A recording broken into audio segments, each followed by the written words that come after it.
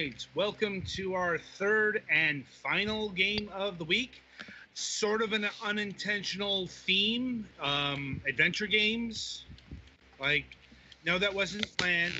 And one of the games we reviewed was a visual novel. So, anyway, up this time is Mage's Initiation, Reign of the Elements, or Reign of the Elements, Mage's Initiation.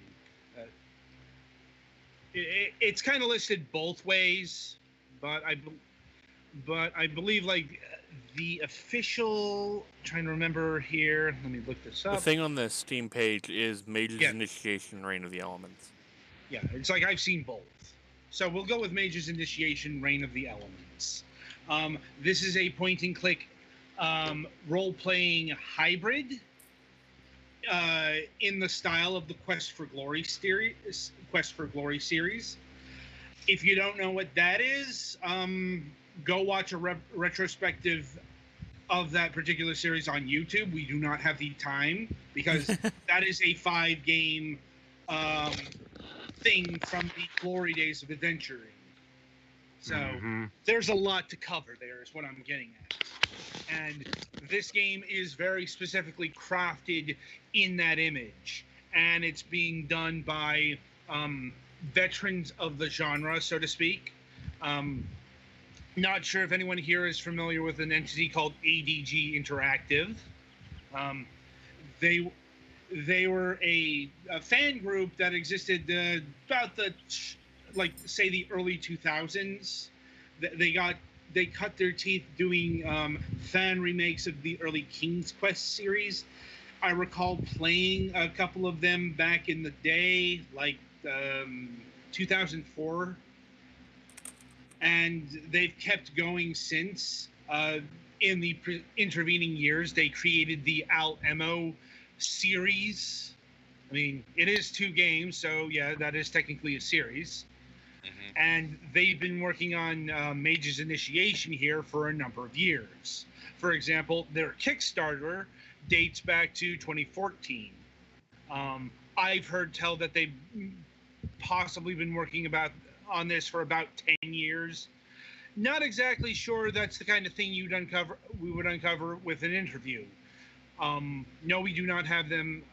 We have not had them on the program. We do not have any current plans to have them on the program. Maybe this will change. Who knows? As it is, this game, yeah, this is very much. If you've played Quest for Glory, you'll be at home here. Like, there are some differences. Instead of like distinct, fighter, thief, wizard classes, the whole element, Reign of the Elements, that is referring to your typical platonic elements. So, one of the major choices, what kind of mage you want to be. Do you want to be a water mage? Do you want to be a fire mage? Do you want to air mage and earth mage? Not exactly reinventing the wheel in terms of elements, although oddly enough, they consider light and darkness to sort of be elements. Like they've got it listed on their elemental pass keys. But it's not one you can choose. No, but yeah, you cannot choose. You cannot choose to be a magician of darkness or light. At least not here. I mean, maybe that's something down the road, because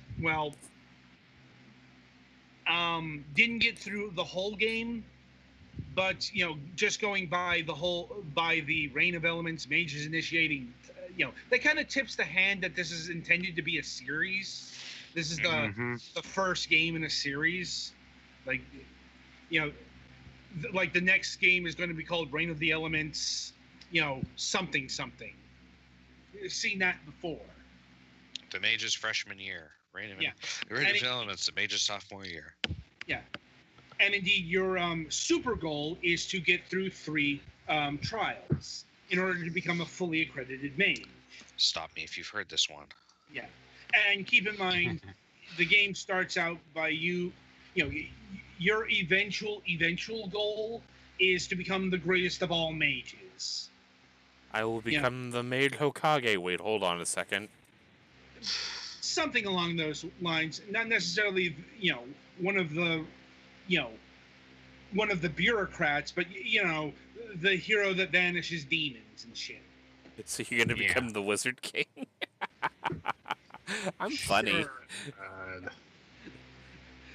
But yeah, and the builds you do have an effect on various things, like these. I'm not sure how much the solutions, like to puzzles and stuff, vary from build to build. There was nowhere near enough time to explore that facet of the game. But yes, this is a thing that has replay value because, just to give one example, talking to eagles is a thing only an air mage can do. Talking to aquatic life is something only a water mage can do. Mm-hmm. And so on, and you will get specific puzzles based off of your element. Like, in order to unlock various spells, you have to present an item to the sphere of knowledge, and they are based off of your elements. It's like, getting through this game wasn't the easiest thing because it's a new adventure game. It's not been picked apart, and there are not guides outlining every little detail. Like, I think there's like a cursory guide in progress at this point in time. I had to ask for hints on the Steam forums, and I couldn't even do that until the game got released on Wednesday, which is something that impeded progress. Because this game isn't the oldest of old school adventure games, but it definitely has an older school flavor than even like modern, retro styled adventure games. For example, you don't get to see hotspots. You don't get, there's no hint system of any kind. Granted, even games back in the day had hint systems. Yeah, and to some extent, you might be verging into so what here is stuff that is retro, and what here is stuff that is just neglecting quality of life enhancements. Yeah, I'm like, in terms of Sierra games, that was definitely a thing back in the day. It'll in the digital manual, it'll help you get started, with the beginning puzzles. But if you're dealing with how to deal with the first trial, for example, directly, like how to get to the island and how to dispel the illusion.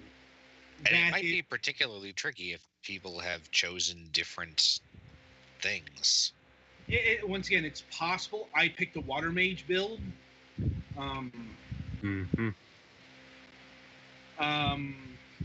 So this is one of those things that I can say that some things will be different, but I could not say how. If you had to come up with an entirely different solution, than if you were an air mage. No, I don't think that's the case. That sounds, though, that would be the kind of thing that would take a lot of time. I'm pretty sure the reason why this took a lot of time to develop is the graphics. It goes for a pixel art style. Once again, that is a pretty labor-intensive art style. Yeah, once again, this game is aping that early 90s Sierra style. Does it well. I mean, it looks better than they did, but it looks better than them in the way that it looks the way you remember them looking. Right. And the sound and music is tied to that as well. Like the opening theme, it sounds like a game that Sierra would have put out in 1993. The music plays in some areas, or if you're like in a forest, the music might not play at all. Very theme appropriate music.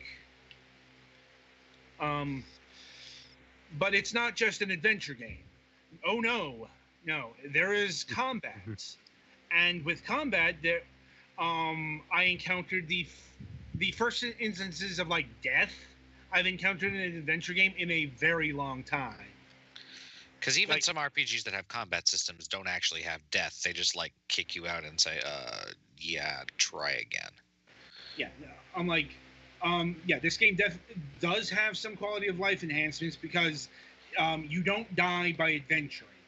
Like, if you remember the Sierra games of the past, you know, if you picked the wrong thing, if you fell from too great a height, like Sierra games. Or if you opened the wrong fucking drawer that just happens to have a poison snake in it because the game's author hates you. Yes, yes. There are a lot of ways for Sierra games to fuck you over. Not even in the immediate sense. The worst were the games that led to a dead end, but you didn't know for like half the game. I could rant about 20 minutes on King's Quest V alone. Snake Thrust Bridle. That's King's Quest 2. I know, but You know, I'm like, I know, like, Ogre's just got to fucking do that thing. Just get that out of the fucking system. I mean, but yeah, it's like, you know, King's Quest V, the way to defeat the Yeti, custard pie. That's not exactly the thing you would think of first. And the custard pie you can give away. Yeah, I believe when the Game Grumps did that one and actually got it right, and Aaron was like, "No, that's stupid," and Tam was like, "No, try it," and it worked. Yeah, like Pie the Yeti. Yeah, I remember Pause just mental breakdown over that scene.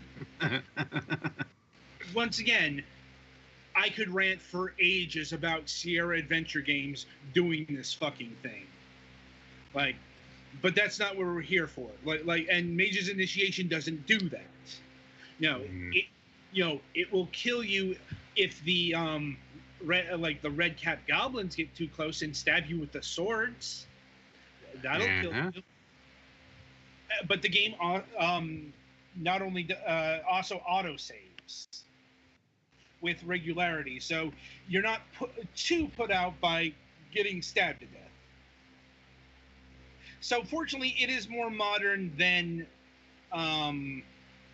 its appearance would first belie, in a good way. You are not dealing with, you have to have multiple saves at multiple points. Although it is worth having multiple saves because you will make choices or that determine your outcomes. Both major choices, like for example, the end of the first trial comes with a major choice attached to it. I will say it's presented as a moral quandary, but its rewards are not presented as a moral quandary. That's all I'll say about it. But there are also side quests that have different outcomes. Like, there was this one side quest I missed completing because I forgot to give him the asshole the gem at the right time. And, if you do the wrong thing, instead of a point system, you have an experience system. Like, the reward for completing quests and doing the right, solving puzzles and all that isn't worthless points. It is stuff that helps you build levels. Yeah, you do get levels. You get about 4 points to put into 4 areas. Trying to remember what they were exactly, but one is how many hit points you have, how many mana points, strength, accuracy is another. Yeah, intelligence, magic, strength, and something else. Yeah. And also worth noting is your equipment that helps you augment your powers are gemstones. Gemstones of various varieties, and they can provide anything from like intelligence and strength boosts to more hit points, more magic points, even armor. Worth noting that there is a degradation system as well. The more you are in combat, the more your stones will wear out. So it is worth keeping either a large number of gemstones, which will eventually happen, or you can go to the blacksmith to get them repaired for a fee. No. And do you get money from beating things up, or? Yes, you do. Okay. You get money. Just wondering, because if you have that as a money sink, then. Oh yeah. You can buy a lot of things. You can buy food. You can buy mana potions. You can buy venom curatives. You can buy mana potions. All of that stuff. You can play games of chance for money. Money does quite a bit in this game. Is what I'm getting at.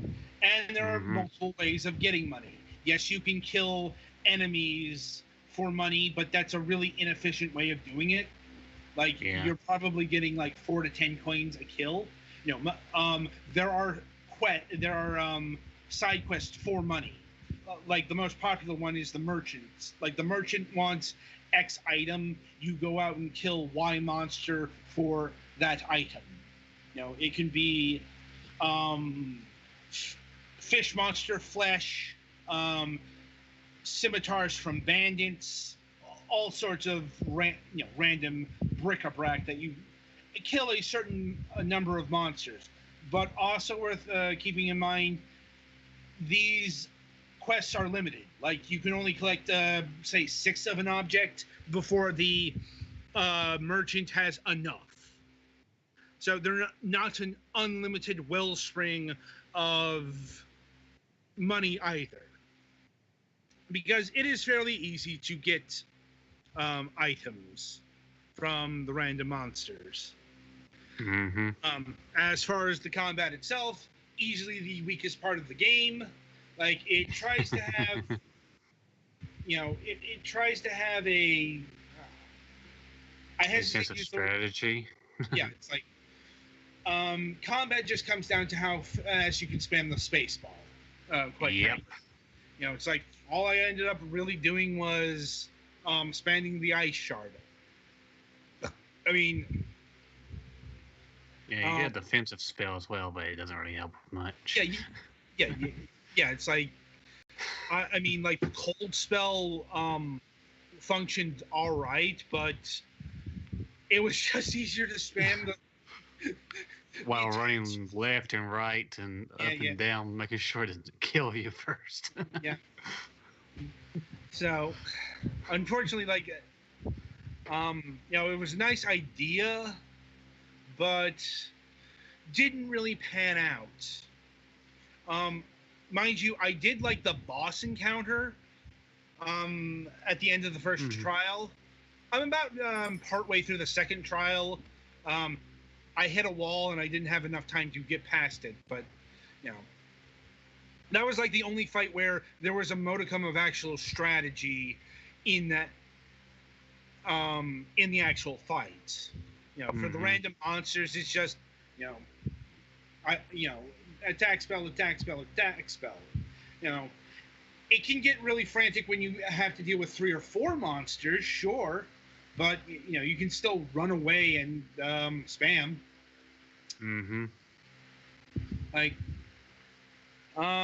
Let's see. Pricing. So this game clocks in at $14.99 as of this recording.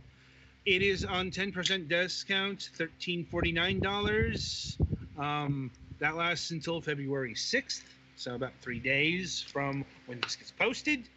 I would ultimately say it's worth it.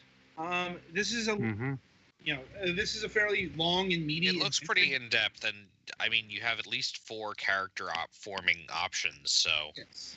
So there's quite a bit of playability. I mean, I suppose if there's a disappointment that there's not a digital deluxe edition, with the art book, music, the typical stuff that you would get in that. So, but yeah, as as what it is, uneasy recommend. Like, even over $20, I think I could recommend this. I mean, Yeah. you know, and overall, it's a solid package. I just wish the combat had been better implemented, especially since I it's agree. maybe not half the game, but it is a significant portion of the game. You know, Yeah. as far as the adventure game stuff, it's solid, if predictable adventure game stuff. The actual line of logic, pretty easy to follow. There's no real convoluted solutions in terms of, you know, you have to guide through esoteric lines of logic. You know, there's no need to think outside the box, basically. Mind you, there are puzzles that require multiple steps, Mm-hmm. and you do have to do things like every step of the way.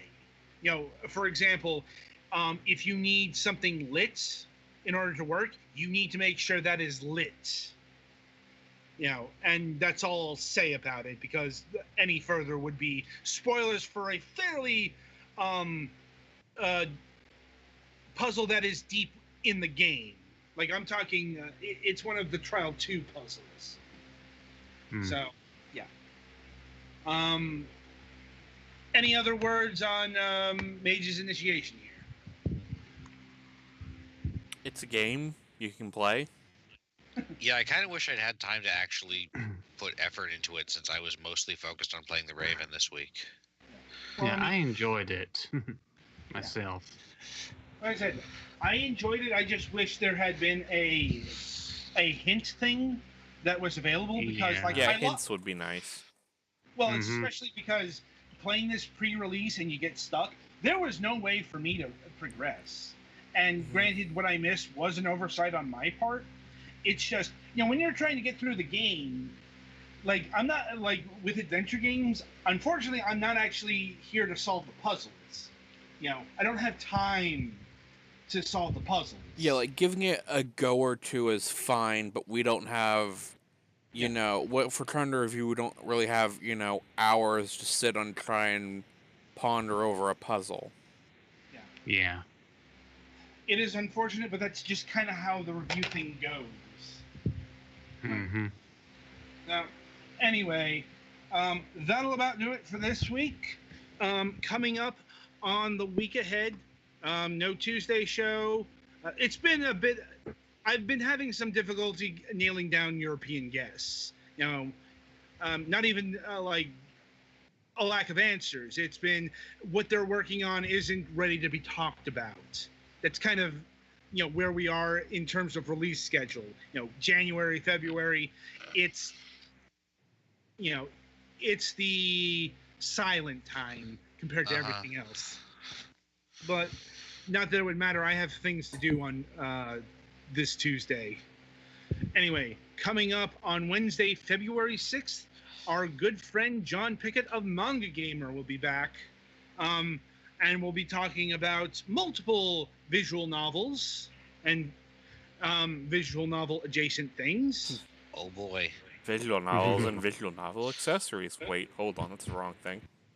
I mean, keep in mind, you know, sometimes they do put out like a role-playing game. Yes. Yeah, I know. Mm-hmm.